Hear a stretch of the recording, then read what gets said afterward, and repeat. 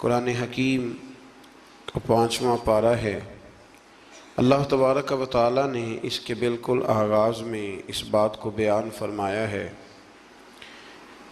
कि जब तक औरत किसी एक शख्स के निकाह में हो, दूसरे के साथ उसका निकाह नहीं हो सकता। गोया कुरान मजीद ने एक उसलूब ये बयान किया कि एक वक्त में एक खामन के निकाह में तो चंद बीवियां हो सकती हैं, लेकिन ये मुमकिन नहीं है कि एक औरत के 2 शोहर हों। हाँ, जो लौंडियां हों उस ज़माने में जिनका चलन मौजूद था, उस हवाले से अल्लाह ताला ने गुंजाइश अता फरमाई। इसी तफसील को पहले रुकू के अंदर मुख्तलिफ़ अंदाज में बयान किया गया और ये बतलाया गया कि इस्लाम हर ख्वाहिश को पूरा करने के लिए पाक, साफ़ और जायज़ रास्ता अता करता है। तो उसके मानने वालों को ये चाहिए कि वो कभी भी कोई गैर फितरी, गैर अखलाकी अमल न करें, जिससे कि ये महसूस हो कि ये वो लोग हैं शायद जिनकी तरबियत नहीं की गई। अल्लाह तबारक व तआला ने बहुत सारी बातें इरशाद फरमाने के बाद इसी पारे की आयत नंबर 28 के अंदर इरशाद फरमाया कि युरीदुल्लाहु अन युखफ्फिफ़ अन्कुम। फरमाया अल्लाह ताला चाहता है कि तुम पर पाबंदियों का बोझ हल्का करे। अल्लाह करीम की रज़ा ये है कि तुम्हें आसान दीन दिया जाए, आसान दीन। पाबंदियों का बोझ तुम पर क्यों? इसलिए खुद ही बयान फरमाता है, फरमाया व खुलिकल इंसानु दईफ़ा, इसलिए कि हमने इंसान को कमज़ोर पैदा किया है। रब फरमाते हैं कि मैंने चूँकि पैदा किया है तो मैं इसकी सलाहियतों को जानता हूँ, तो मैं इसे कोई ऐसी शरीयत नहीं दूँगा, कोई ऐसा दीन नहीं दूँगा। मुसलमानों, तुम पर कोई ऐसा बोझ नहीं डाला जाएगा जो तुमसे उठाया ना जा सके। अल्लाह तबारक व तआला ने जितने भी हमें अहकाम अता किए ना, वो नमाज पढ़ने से लेकर जिहाद करने तक, ज़कात देने से लेकर हज करने तक, जितने भी अहकामात दिए हैं सारे ही बंदा मोमिन के लिए बड़े आसान है, सारे ही बंदा मोमिन के लिए बड़े आसान। और जब इंसान उस रास्ते पे चलता है तो फिर अल्लाह तबारक व तआला उसकी मदद फरमाता है, फिर अल्लाह उसके लिए आसानियाँ फरमाता है। आप ये गौर फरमाइए कि हज के मौके पर बहुत सारे लोग ये कहा करते हैं कि हज एक मुशक्क़त का काम है, एक जद्दोजहद का काम है, एक ख़ास हिम्मत वाला आदमी इस काम को सर अंजाम देगा। लेकिन आपने ये भी बड़ी बारीकी से मुलाहिज़ा फरमाया होगा कि बड़े ज़ईफ़ुल उम्र लोग हज करने जाते हैं, कमज़ोर लोग हज करने जाते हैं, लेकिन ऐसा कभी नहीं हुआ कि कोई ये कहे कि हज की मुशक्क़त के रास्ते में किसी का इंतकाल हो गया। वो जब बुलाता है तो फिर मदद भी बड़ी ही फरमाता है, फिर करम भी बड़ा ही फरमाता है। इस्लामी अहकामात जितने हैं, ये फ़हम व फ़िरासत के करीब बात है, इसको समझ लें।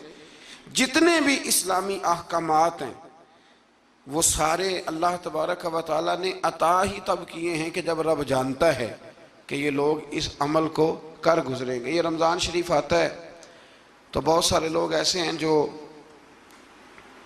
कहते हैं जी हम मज़दूरी करते हैं, गरीब लोग हैं, हमारे लिए बड़ी दुश्वारियां हैं, हमें जद्दोजहद करनी पड़ती है, तो रोज़ा रखना हमारे लिए बड़ा दुश्वार है। तो कोई बीच में से ऐसा रास्ता निकल आए कि जिस रास्ते से हम बच जाएं, तो मैं कहा करता हूं कि उतनी सख्त मजदूरी आज का कोई बंदा भी नहीं करता जितनी अरब के मजदूर सख्त मजदूरी किया करते थे। कोई पहाड़ नहीं तोड़ता, कोई आदमी ऐसा नहीं है कि जो चक्की उस तरह सख्त अंदाज में पीसता हो, कोई भी वो कठिन काम नहीं जो अहले अरब करते थे। लेकिन जनाब बिलाल हबशी ने कभी कोई रोज़ा भी नहीं छोड़ा। हज़रत सलमान फ़ारसी रज़ी अल्लाह ताला अन्हु की आप सारी सीरह मुबारक पढ़ लें, अपने रोज़मर्रा के मामलात के बावजूद, एक तो है रमज़ानुल मुबारक, अलावा रमज़ान के भी उनकी जो नफली इबादत होती थी वो भी एक बहुत बड़ा मकाम रखती। तो बिला वजह लोग परेशान हो जाते हैं। और हमारे ज़माने में तो कानों को हाथ लगा लगा के लोग कहते हैं कि ओहो हो माज़अल्लाह जी, बड़ा मुश्किल है दीन पे अमल करना, बड़ा मुश्किल है। वजह सिर्फ इतनी है कि कोशिश नहीं करते, तवज्जो नहीं करते, جس کو یہ اپنے لیے آسان سمجھ رہے ہوتے ہیں وہ کام ان کے لیے مشکل ہوتا ہے، اور جو چیزیں اللہ نے آسان کر دی ہیں وہ بہرحال آسان ہوتی ہیں۔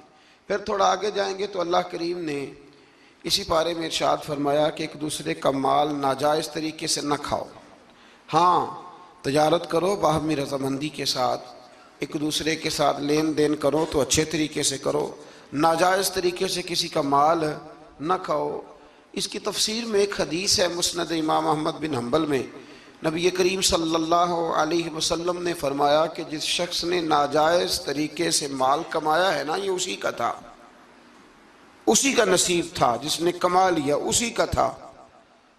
لیکن حضور فرمانے لگے اس نے جلدی کی ہے، اگر یہ تھوڑا انتظار کرتا تو اللہ یہی مال اسے جائز طریقے سے عطا فرما دیتا۔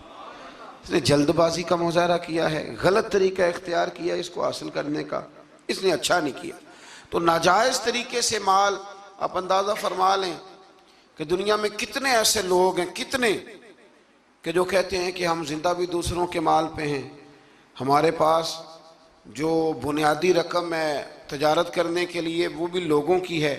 لوگ چاہتے ہیں کہ دوسروں کے مال پر وہ اپنا قد اونچا کریں، اللہ تبارک و تعالیٰ نے اس بات سے سختی کے ساتھ منع فرما دیا۔ آیت نمبر 31 کے اندر اللہ تبارک و تعالیٰ نے ارشاد فرمایا کہ بڑے گناہوں سے بچنا، کبیرہ گناہوں سے بچنا، جو چھوٹے گناہ ہوں گے وہ تو اللہ اپنے فضل سے معاف فرما دے گا، لیکن تم کبیرہ گناہوں سے بچنا۔ کبیرہ گناہ کون سے ہیں؟ قتل سے بچنا، بہتان ترازی سے، پاک باز لوگوں پر بہتان لگانا کبیرہ گناہ، کبیرہ گناہ، قتل کبیرہ گناہ ہے، اور بہتان ترازی حدیث صحیح میں موجود ہے۔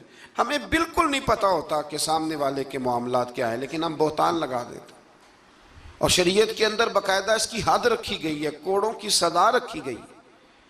جب تک آپ کو تحقیق نہ ہو جائے، میرے نبی کریم علیہ السلام نے فرمایا کسی شخص کے جھوٹا ہونے کے لیے اتنا ہی کافی ہے کہ سنی سنائی بات آگے بیان کر دیتا ہے، یہ جھوٹا ہے، اس کو چاہیے تھا اس کی تحقیق کرتا۔ اسی طریقے سے یتیم کا مال کھا جانا، یہ رمضان شریف آئے گا تو بڑے سارے لوگ چندہ لینے کے لیے میدانوں میں نکلیں گے، بڑے سارے لوگ یتیموں کا نام لیں گے، بیماروں کا نام لیں گے، کمزوروں کا نام لیں گے، مدارس کا نام لیں گے۔ اللہ سے ڈرنا چاہیے۔ اللہ کریم نے جو میرے اور میرے بچوں کے حصے میں رکھا ہے وہ کوئی دوسرا چھین سکتا نہیں، لیکن انداز غلط اختیار کرنا، اس سے انسان کا نقصان ہوتا ہے۔ کبیرہ گناہوں میں اس کو رکھا گیا۔ اسی طرح زنا کرنا، میدان جہاد سے بھاگ جانا، والدین کی نافرمانی کرنا، یہ سب کبیرہ گناہ ہے۔ اور اللہ کریم نے آیہ مقدسہ میں ارشاد فرمایا کہ تم کبیرہ گناہوں سے بچ جانا، صغیرہ اللہ اپنے فضل سے معاف کر دے گا۔ صغیرہ گناہ کیسے معاف ہوتے ہیں؟ نبی کریم علیہ السلام نے فرمایا تم فرض نماز کے بعد نا 33 بار سبحان اللہ پڑھو، 33 بار الحمدللہ، اور 34 بار اللہ اکبر پڑھو۔ یا رسول اللہ کیا ملے گا؟ فرمایا تمہارے گناہ اگر سمندر کی جھاگ کے برابر بھی ہوئے تو اللہ اپنے فضل سے معاف فرما دے گا۔ اور فرمایا نماز تسبیح زندگی میں ایک دفعہ پڑھ لینا، اگر تمہارے گناہ سمندر کی جھاگ کے برابر ہوئے تو اللہ معاف فرما دے گا۔ بہت سارے ایسے وظائف، بہت سارے ایسے اعمال، لیکن ان سے صغیرہ گناہ معاف ہوتے ہیں، کبیرہ گناہ ان سے معاف نہیں ہوتے۔ تھوڑا سا آگے چلیں گے تو اللہ تبارک و تعالیٰ نے حکم دیا ہے کہ اللہ کی عبادت کرو، لیکن فقط عبادت کر کے اپنے آپ کو مطمئن نہ کرو، بلکہ اس کے ساتھ حقوق بھی ادا کرو۔ وَاعْبُدُوا اللَّهَ وَلَا تُشْرِكُوا بِهِ شَيْئًا، اللہ کی عبادت کرو اور اس کے ساتھ کسی کو شریک نہ ٹھہراؤ، اور اس سے آگے بھی بڑھو۔ وَبِالْوَالِدَيْنِ إِحْسَانًا، اپنے والدین کے ساتھ احسان کرو۔ یہاں مفسرین نے بیان کیا کہ یہ نہیں کہا گیا کہ والدین پر احسان کرو، والدین کے ساتھ احسان کرو، ان کے ساتھ اچھا رویہ اختیار کرو۔ حضرت قاضی صاحب رحمۃ اللہ نے یہاں ایک جملہ لکھا ہے، بڑا ہی دل کرتا ہے میرا کہ وہ جملہ کہہ دوں۔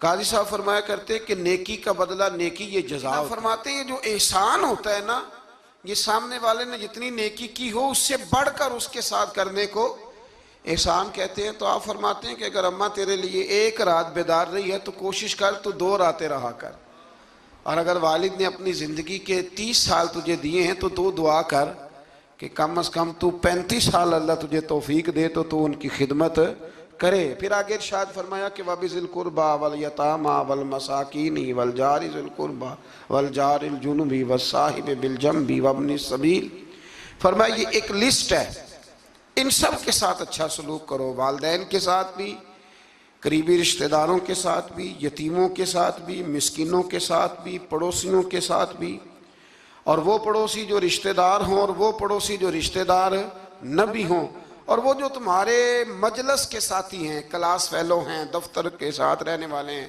دوست ہیں، کلیگ ہیں، ان کے ساتھ بھی اچھا سلوک کرو، اور مسافروں کے ساتھ بھی اچھا سلوک کرو۔ وَمَا مَلَكَتْ أَيْمَانُكُمْ، اور وہ جو تمہارے قبضے میں ہیں، تمہارے داہنے ہاتھ جن کے مالک ہوئے، یعنی جو تمہارے ملازم ہیں، جو تمہارے غلام ہیں، ان کے ساتھ بھی سلوک۔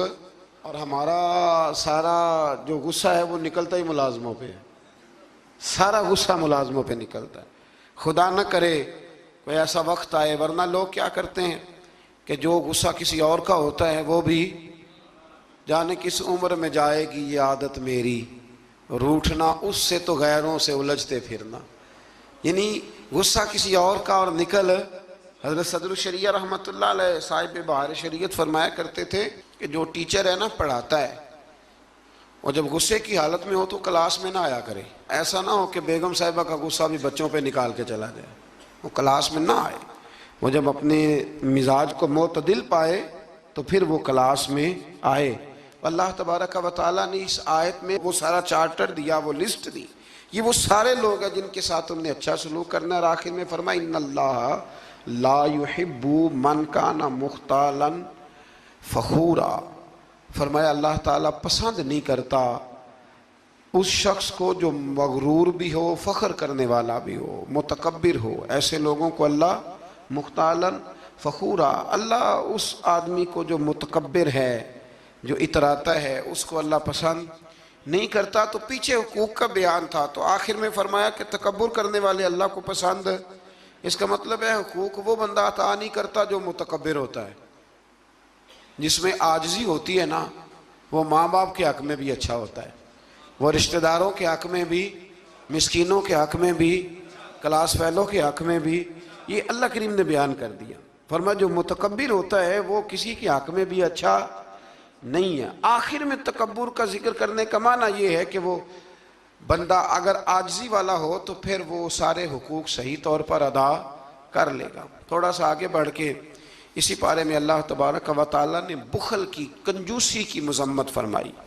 فرمایا کچھ لوگ ایسے ہیں جو بخل کرتے ہیں اور دوسروں کو بھی بخل کرنے کا حکم دیتے ہیں، اور جو اللہ نے انہیں اپنے فضل سے دیا اس کو چھپاتے ہیں۔ یہ آیت نمبر 37 ہے۔ آپ کو بہت سارے لوگ معاشرے میں ایسے ملیں گے جو آپ کو مشورہ دیں گے، چھوڑو یار، یہ ان لوگوں کا تو کام ہے چندے جمع کرنا، یہ تو کام ہے ان لوگوں کا، یہ آ جاتے ہیں ویلفیئر سوسائٹی والے، یہ آ جاتے ہیں سڑک بنانے والے، اسکول والے، یہ لوگ آ جاتے ہیں، تو یہ مشورہ دیا جاتا ہے، خود بھی بخل کرتے ہیں اور لوگوں کو بھی بخل کا مشورہ دیتے ہیں۔ یاد رکھیں اللہ تبارک و تعالیٰ جب آپ کو آپ کی ضروریات سے زیادہ دیتا ہے نا، اس کا مطلب ہے کہ پھر اللہ نے آپ کو کسی کے لیے بانٹنے کے لیے دیا ہے۔ جب اللہ تبارک و تعالیٰ نے دیا ہے تو پھر اللہ کے دیے سے اس کی راہ میں خرچ کرنا یہ انسان کو نفع دیتا ہے، یہ اس کا فائدہ کرتا ہے۔ میرے نبی پاک علیہ السلام نے فرمایا جب صبح ہوتی ہے نا، 2 فرشتے زمین پر اترتے ہیں، ایک فرشتہ یہ کہتا ہے کہ اے اللہ سخی کو زیادہ عطا فرما، اور دوسرا کہتا ہے اللہ جو بخیل ہے نا، کنجوس ہے، ہونے کے باوجود خرچ نہیں کرتا، اللہ اسے روک لے، اسے عطا نہ فرما۔ دونوں فرشتے یہ کہتے ہیں، اور حضور فرمانے لگے جو سخی ہے وہ اللہ کے بھی قریب ہے، لوگوں کے بھی قریب ہے، اور جنت کے بھی قریب ہے، اور جو کنجوس ہے وہ بندوں سے بھی دور ہے، معاذ اللہ اللہ سے بھی دور ہے، اور جنت سے بھی دور ہے۔ تو کوشش کریں جو اللہ نے دیا ہے اس میں سے اللہ کے راستے میں خرچ کیا جائے۔ انہی آیات مقدسہ میں پھر امانتیں ادا کرنے کا بھی حکم ہے، آگے چل کے پھر حسد کی ممانعت بھی فرمائی گئی، پھر ان لوگوں کو سمجھایا گیا کہ جو بلا وجہ لوگوں کو حاکموں تک لے جاتے ہیں، یعنی بلا وجہ کے مقدمات، بلا وجہ، یہ جو ہمارے مالدار لوگ ہوتے ہیں انہوں نے تو ایک پکا وکیل رکھا ہوتا ہے مقدمے کرنے کے لیے، اس پہ بھی کر دو، اس پہ بھی کر دو، اس پہ بھی کر دو، الجھائے رکھتے، اور بغیر کسی سبب کے بعض لوگوں کی یہ عادت ہوتی ہے لوگوں کو تنگ کرنا، نوٹس بھیجتے رہنا۔ اللہ کریم نے ان آیات کے اندر منع فرمایا۔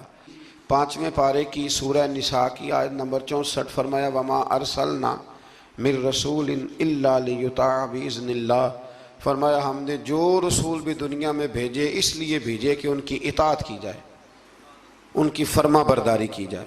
اور آگے ارشاد فرمایا وَلَوْ أَنَّهُمْ إِذ ظَّلَمُوا أَنفُسَهُمْ جَاءُوكَ، محبوب جب یہ لوگ اپنی جانوں پہ ظلم کر بیٹھے تو آپ کی بارگاہ میں حاضر ہو جائیں۔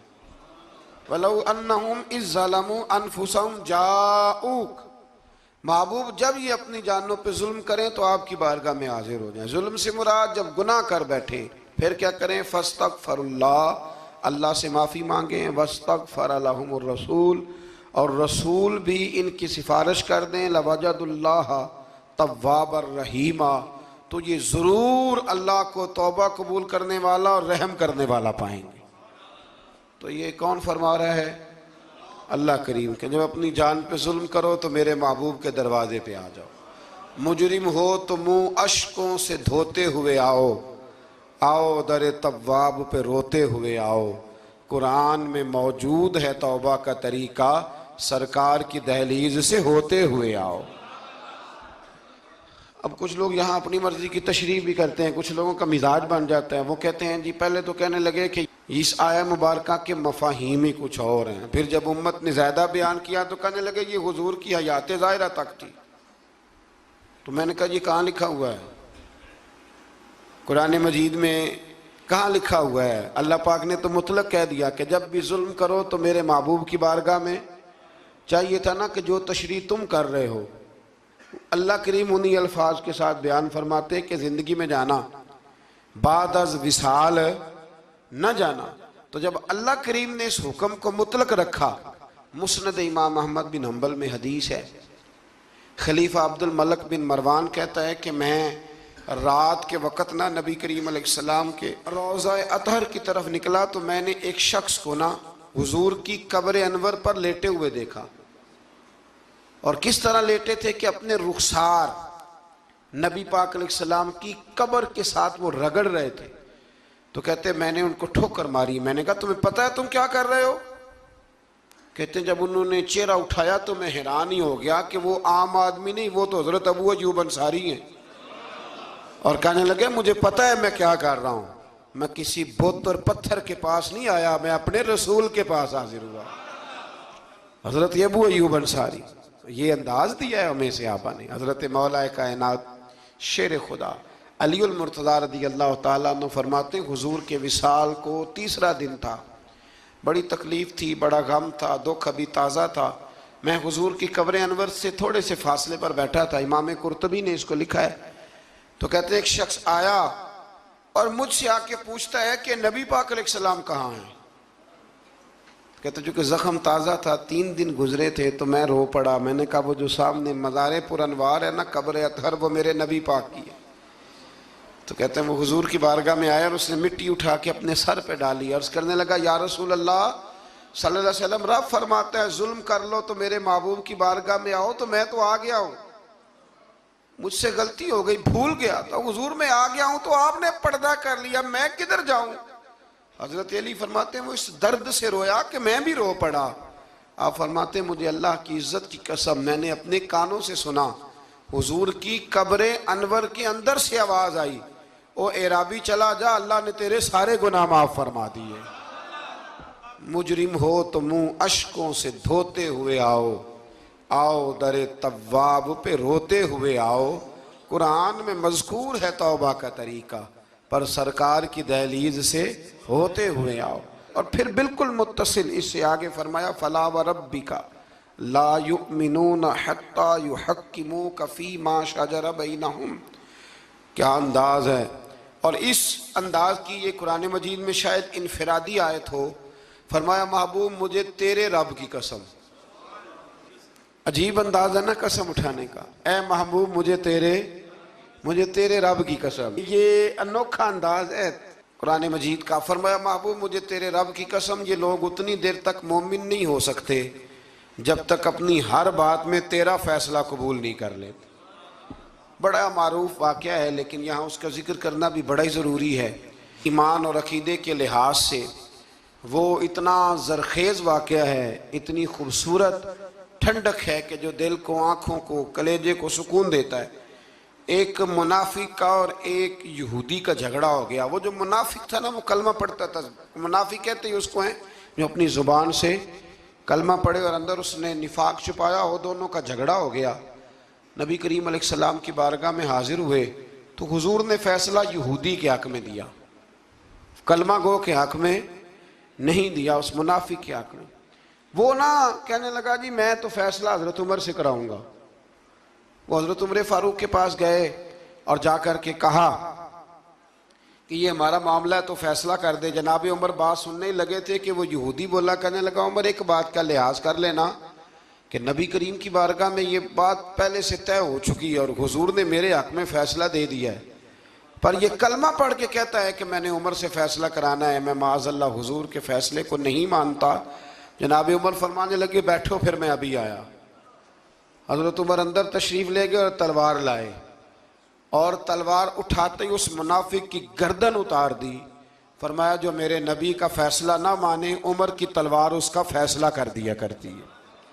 شور ہو گیا جیسے آج لوگ شور کرتے ہیں، کلمہ گو کو ایسے کہہ دیا، کلمہ گو کو یہ، وہاں بھی شور ہو گیا کہ کلمہ گو مار دیا جی عمر نے، کلمہ پڑھنے والا مار دیا، کلمہ پڑھنے والا مار دیا، مسلمان مار دیا، وہ تو کلمہ پڑھتا تھا۔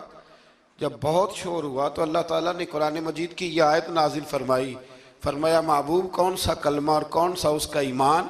ایمان تو تب مکمل ہوگا جب تیرے فیصلے قبول کرے گی۔ کلمہ پڑھنے سے تھوڑی ایمان مکمل ہوگا جب تک تیرا فیصلہ ہی قبول نہیں کرتے۔